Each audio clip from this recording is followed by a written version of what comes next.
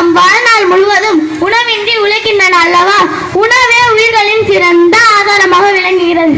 தனி ஒருவனுக்கு உணவு இல்லை எனில் இச்சகத்தினை அழித்து விடுவோம் என்றவர்தான் பாரதியார். பசித்திருக்கும் ஒருவனுக்கு உணவு அளிப்பது உயிர் கொடுப்பதற்கு இணையானது, அதுவே சிறந்த அறமாகும் என்று சொல்லி என் பத்தியை முடித்துக் கொள்கிறேன். நன்றி. காட்சி ஒன்று தொடர்கிறது. காட்சி ஒன்று முன்கதை சுருக்கம். காப்பிய தலைவி மணிமேகலை கோவலனுக்கும் மாதேவிக்கும் பிறந்த மகள். மாதேவி தன் அகவாழ்வை துறந்து துறவி ஆகிறாள். தன் மகளையும் துறவி ஆகிறாள். ஒரு புறம் பூப்புகார் நகரில் இந்திரி விழா நடைபெற்றது. அதில் நாட்டியமாட இருவருக்கும் அழைப்பு தெரிவித்தனர்.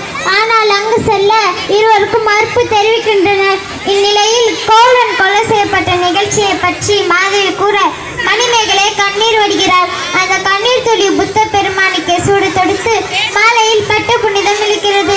வேறு புகழை படுத்த மலை தொடுக்க மணிமேகலையும் அவள் தோழி சுதமதியும் உபவனம் எனும் பூங்காவிற்கு செல்கின்றனர்.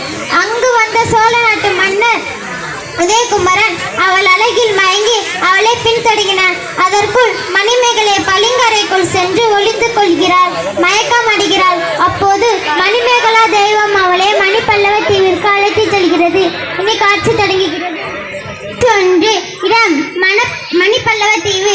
கதை மாந்தர்கள் மணிமேகலை தீவு தலகை.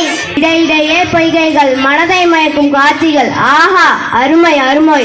அப்போது அவள் எதிரில் தீவு தலகை வருகிறாள்.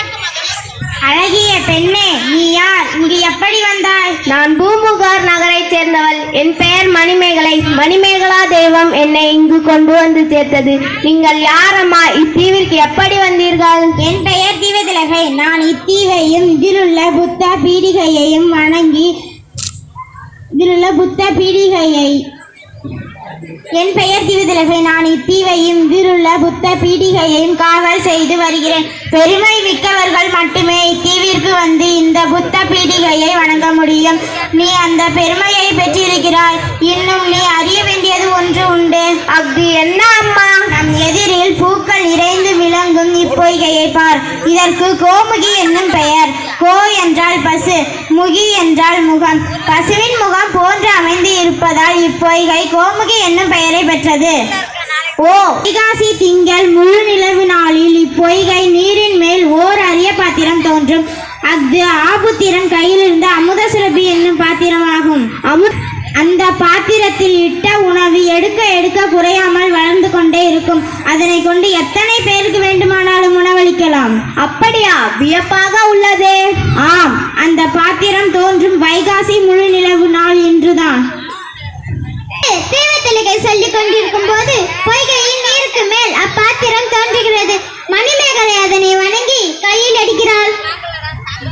மணிமேகலையே, உயிர்களின் பசிபோக்கும் அமுத சுரபியை நீ பெற்றுள்ளாய். இனி இவ்வுலக உயிர்கள் பசியால் வருந்தாத வகையில் உணவு வழங்கி உயர்வு பெறுவாயாக.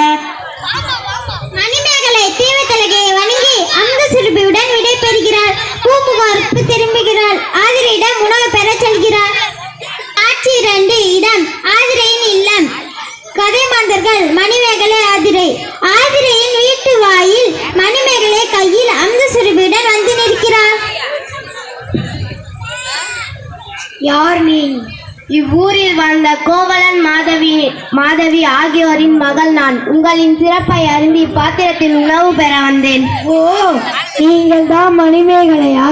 உங்கள் பெற்றோர் பற்றி அறிந்தேன். அது இப்போதே ஓ, நீங்கள் தான் மணிமேகலையா? உங்கள் பெற்றோர் பற்றி அறிந்தேன். அல்ல அல்ல குறையாமல் உணவு வழங்கும் அமுத சுரபி ஆகும். இப்பாத்திரம் உங்களுக்கு எப்படி கிடைத்தது? மணிப்பல்லவ தீவில் கோமுகி பொய்கையில் இருந்து வைகாசி திங்கள் முழு நிலவு நாளில் இந்த அரிய பாத்திரம் கிடைத்தது. அப்படியா? அமுத சுரபியின் சிறப்பை அறிந்தேன்.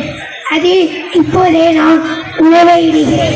ஆமாம், இதை கொண்டு என்ன செய்வீர்கள்? அன்பிற்குரிய ஆதிரையே, ஏழை மக்களின் பசுவை போக்குவதே மேலான அறம். உணவு கொடுத்தவர்களை உயிரை கொடுத்தவர்கள் என்பதனை உணர்ந்துள்ளேன். அதனால் இப்பாத்திரத்தில் இருக்கும் உணவை பசியால் வாடும் மக்களுக்கு எல்லாம் வழங்கப் போகின்றேன். மிகவும் மக்களின் பசுமை ஒளியட்டும். இதோ இப்போதே அமுத சுரபில் நான் உணவை இடுகிறேன். மணிமேகலை அதனை கொண்டு உடல் குறையோர், பிணியாளர், ஆதரவாளர் உணவு வழங்குகிறார். பின்னர் பூம்புகாருக்கு திரும்பி சிறைச்சாலையில் உள்ள அத்தனை பேருக்கும் உணவு வழங்குகிறார். காட்சி இடம் அரண்மனை. கதை மாந்தர்கள் சிறை காவலர் மன்னர் மணிமேகலை.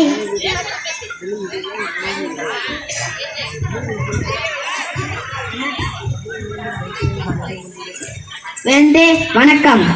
ஆனால் அப்பாத்திரத்தில் இருந்த உணவு குறையவே இல்லை. என்ன, ஒரு சிறிய பாத்திரத்திலிருந்து உணவை எடுத்து அத்தனை பேருக்கு வழங்கினாளா? அப்பெண்ணை உடனே அழைத்து வா. ஆகட்டும் மன்னா.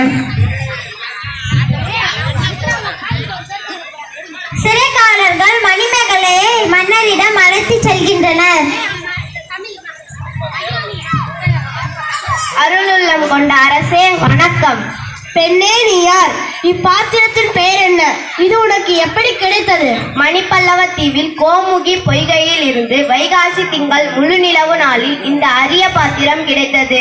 மாதவம் செய்தவளே, இந்த உலக மக்களின் பசிப்பினி போக்கும் பாங்குடைய அர்த்தத்தை நீ செய்கிறாய். நான் உனக்கு செய்ய வேண்டிய உதவி ஏதேனும் இருக்கிறதா?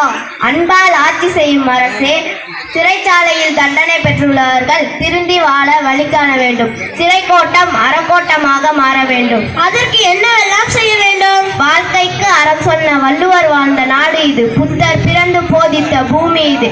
எவை நன்மைகள் எவை தீமைகள் எல்லாம் தக்க அறிஞர்களை கொண்டு சிறைச்சாலையில் உள்ளவர்களுக்கு எடுத்து கூற வேண்டும். மேலும் முதியோரை பேணல், பெற்றோரை மதித்தல், உறவினர்களை அரவணைத்தல் போன்றவற்றை வலியுறுத்தும் அறநெறி கல்வியை அளிக்க வேண்டும். இதுவே என் வேண்டுகோள் மன்னா. நல்லறம் புரியும் மங்கையே, உன் வேண்டுகோள் அனைத்தையும் நடைமுறைப்படுத்த ஆணையிலேயே. நீ வாழ்க, உன் அறம் வளர்க. நன்றி மன்னா.